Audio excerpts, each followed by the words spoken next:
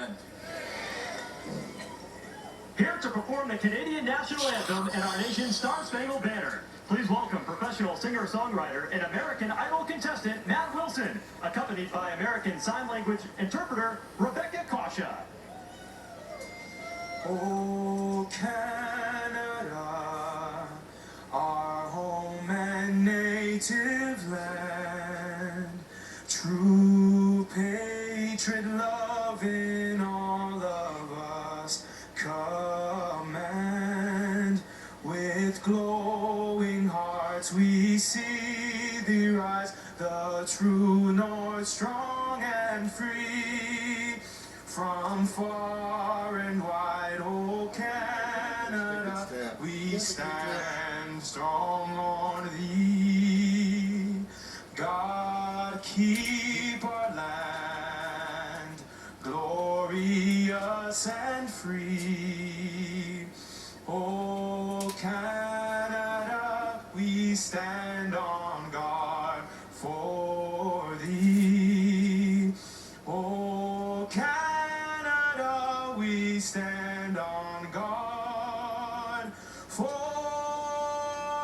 thee.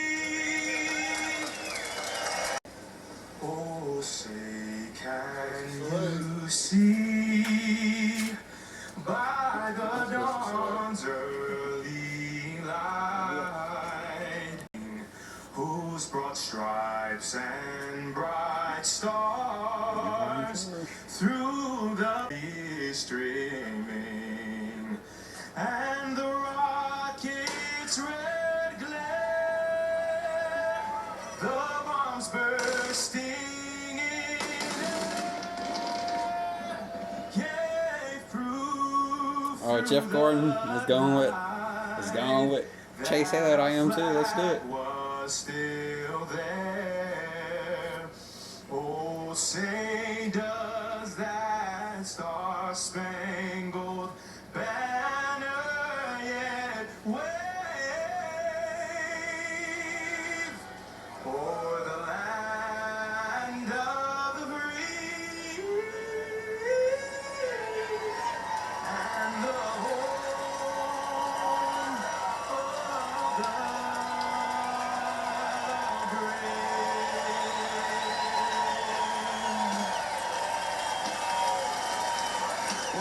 the Terrific anthem, flyover over a sold-out crowd here at the Glen. Coming up next, Batman Jr. and Jeff show us his track up close and personal, and Rick Allen and Steve Letard as we get the engines cranked at the Glen.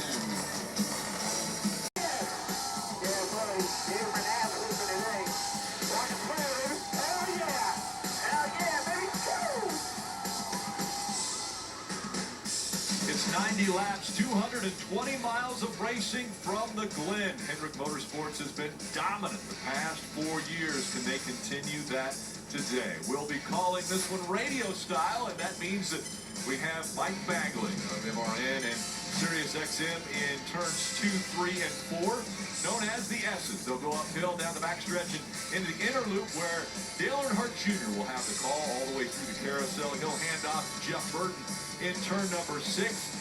Jeff will take him through 7, and then Steve Letard, my crew chief, and I will be here at the start-finish line, and we will call them to the checkered flag.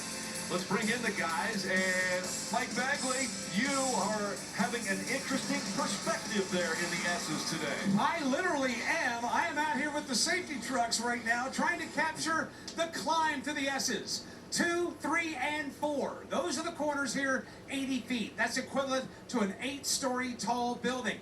We will then hand them off as they race up to the back straightaway and into a very unique set of corners. Dale Earnhardt Jr. is positioned there, and he is smack dab in the middle of one of the most contentious parts of this racetrack. That's right, Bagley. Right here, I'm standing on the first curb entering the bus stop. The drivers will use all of these. That's really a lot of fun when you're going through here single file, but try going through here double file.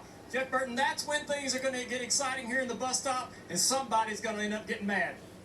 Oh yeah, and that carries on through that bus stop, through that carousel. They're going to leave that, and now they're going down this back straightaway, almost a half a mile long, 160 mile an hour, into this turn 6, 9-degree corner. It's a place you can outbrake somebody. You can muscle them out of the way. Look at all this runoff right here. Use all of it.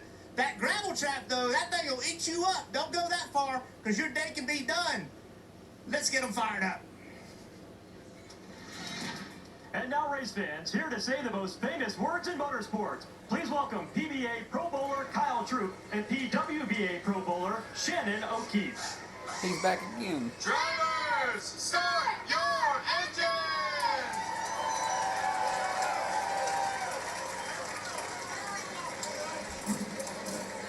Let's talk about drivers in must-win situations, starting with Alex Goldman. Did not like his car yesterday in practice. Hopes they make the right changes. But crew chief Blake Harris said starting 18th, they probably have a better shot at winning Daytona. On the flip side, his teammate Chase Elliott, they think this is the best opportunity to control their destiny.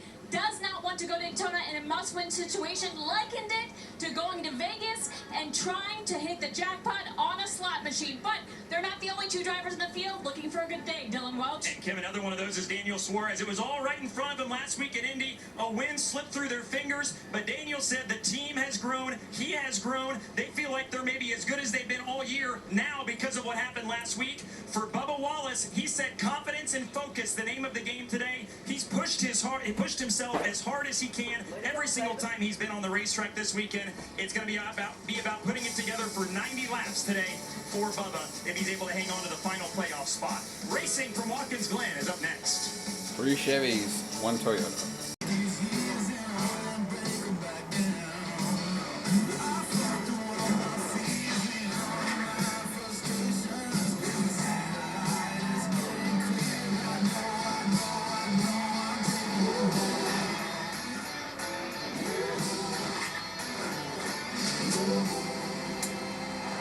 It's my time. I'm taking it now. I'm taking it now. 13 different winners have locked themselves into the playoffs. An opportunity for 14 and 15 to secure spots as well, with only one race remaining next week in Daytona. NASCAR Cup Series Go Bowling at the Glen from Watkins Glen International. The 13th different driver to lock himself in was last week's winner from the Indy Road Course. That's the driver number 34, Michael McDowell. Steve, dial him up on the radio. All right, so we get Michael here. Hey, Michael, it's the guys at the NBC booth. Got a copy? Oh, yeah, I got you loud clear. Well, before we focus on today, let's focus on the week and that performance a week ago at Indy. What's the week been like since that second career win and a berth in the playoffs? Oh, yeah, this is awesome. Just a lot of fun. Great time with friends and family and everybody at our shop at Front Row Motorsports. I mean, it's a big week. It was super special and just unbelievable what we got to do and celebrate and accomplish. And, yeah, ready to do it again. Well, that performance put you in the playoffs. It also put you on the radar. You're the talk of the garage for your pace again this week. What do you think about your ride here at Watkins Glen? Yeah, I feel like the love trap stop Ford Mustang was close. You know, William was really fast to practice. Denny showed a lot of pace there qualifying. So we'll see. I think we're close. It's just all about hitting the right adjustments, see where the track goes, see how it all plays out. But proud of my guys. 2 weeks in a row, really fast cars. It's something to be thankful for. Yeah, it's going to be good. Well, we appreciate you taking the time. I know the fans do. Congrats on last week. Good luck today. We'll be watching. All right, appreciate it. Thanks. Again, Michael McDowell is going to start in the 3rd position in row 2. A couple rows back is Tyler Reddick in the 45. With more on him, here's Dylan Welch. And Tyler is already in the playoffs with a win on the road course at Circuit of the Americas, but points are still on the mind of this 45 team today. Crew chief Billy Scott indicated last week at Indy and today both present opportunities for them to gather as many playoff points as they can, because they have been very strong on road courses this year. So they start 8th today. A stage 1 win is going to be tough, but they think they can chip away at their progress moving forward, and if they do that, they think they can score the big points prize at the end of the day, and that's another race win, Kim. Well, Dylan, Denny Hamlin on the pole for today. I asked crew chief Chris Gabehart what they need to win this race. He said, with the nature of the track, how hard it is to set up passes here, and the advantage Clean Air has, the best thing for this team is for the entire race to run green. Gabehart said he has never wished as much for a race to stay green as he has today. They begin this race with track position. That first launch will be Sonoma, crucial, though, but if 2016 they can at keep it out Sonoma, front, he they lost it. can Don't need control to. this race. But Marty, there are a lot of hungry drivers in the field, including Chase Elliott, who must win at Watkins Glen or Daytona to be a part of the playoffs. You heard Chase Elliott, Kim, tell Dylan earlier, I have to be aggressive. The team has to be aggressive today. That stems from last weekend's race at Indianapolis. In that race, Chase Elliott out-qualified Michael McDowell. But on the start of the race, Chase was taking it a little bit easy. McDowell was not. He was aggressive from lap 1. In their meeting this week, Alan Gustafson told Chase Elliott, that's how we have to be today. We have to be that way from lap 1. Not normally Chase Elliott's style, Rick. He lets the race come to him, and it's worked throughout his career. But today, they will be uber aggressive on the 9 behind the wheel and on pit road. And we'll see if it pays off today, Marty, that aggressiveness. Well, let's check out the starting grid. Brought to you by Go Bowling. Up front, as we just mentioned, Denny Hamlin won the pole. It's his 3rd road course pole this season, but he has yet to win 15th on a road course this season.